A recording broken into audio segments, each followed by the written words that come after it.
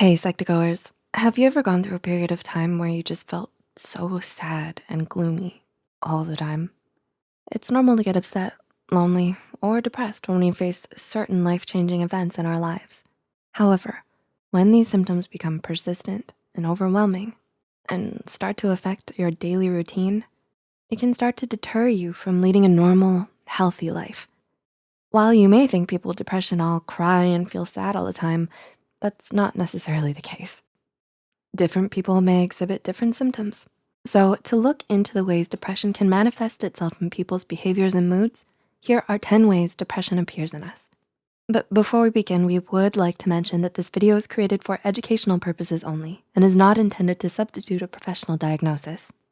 If you suspect you may have depression or any mental health condition, we highly advise you to seek help from a qualified mental health professional. Okay, let's begin.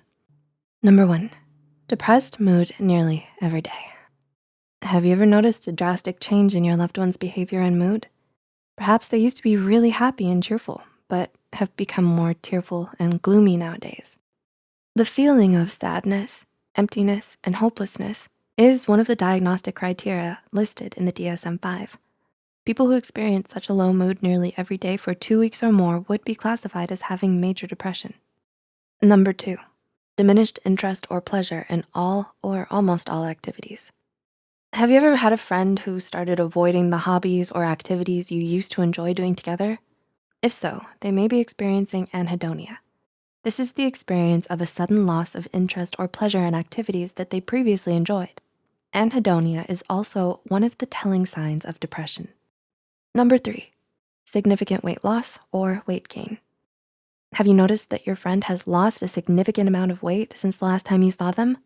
There could be a chance that they might be experiencing depression. Depression can affect a person's eating pattern, causing them to either lose or gain significant weight. You might wonder how much weight change would be considered concerning. Well, according to one of the criteria of major depressive disorders in the DSM-5, a weight change of more than 5% in a month is significant. Number 4, decrease or increase in appetite nearly every day. Have you started to notice that your loved one has lost their appetite?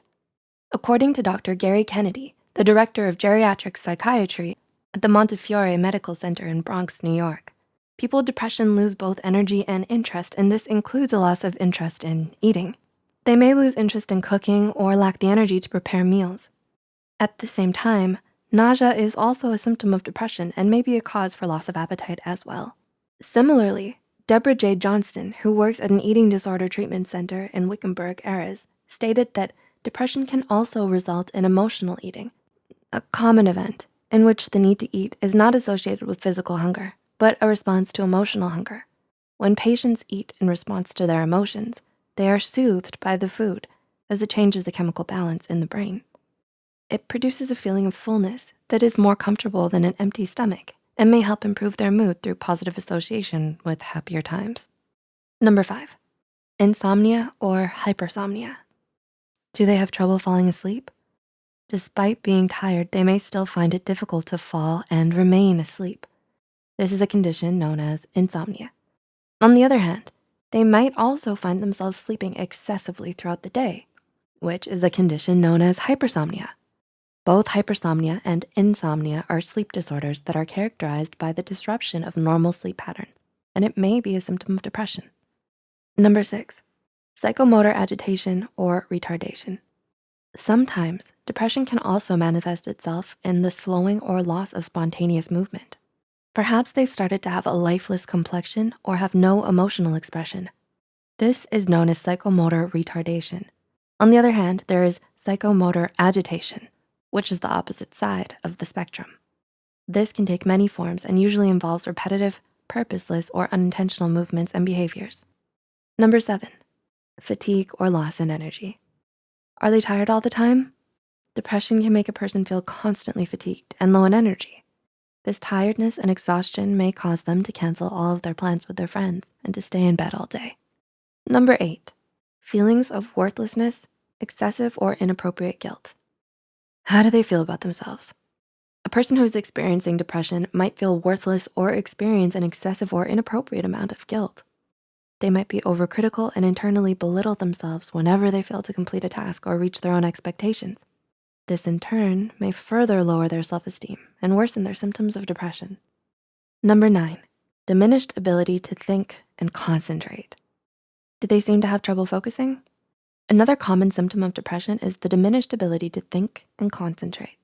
With the many negative thoughts in their head, it may end up feeling like a kind of internal noise that disrupts and worsens their thinking and concentration. This may end up affecting their ability to complete tasks or make it a struggle to do assignments and work. And number 10, recurrent thoughts of death or suicidal ideation. Sometimes, depression that goes unaddressed or worsens in time leads to thoughts of suicide. People who are severely depressed might think about death and search for methods to end their lives. They might say things like, "It would be better if I weren't here," or be involved in risky and dangerous behaviors such as driving through red lights. If you or someone you know shows any of these warning signs, please call your local suicide hotline. Contact a mental health professional right away or go to the emergency room. Have you noticed these signs in yourself or someone you know? Remember to reach out for help if you can and that you're not alone. If you found this video helpful, be sure to like, subscribe, and share this video with those who might benefit from it. And don't forget to hit the notification bell icon to get notified whenever Psych2Go posts a new video. The references and studies used in this video are added in the description below. Thanks for watching, and we'll see you in our next one.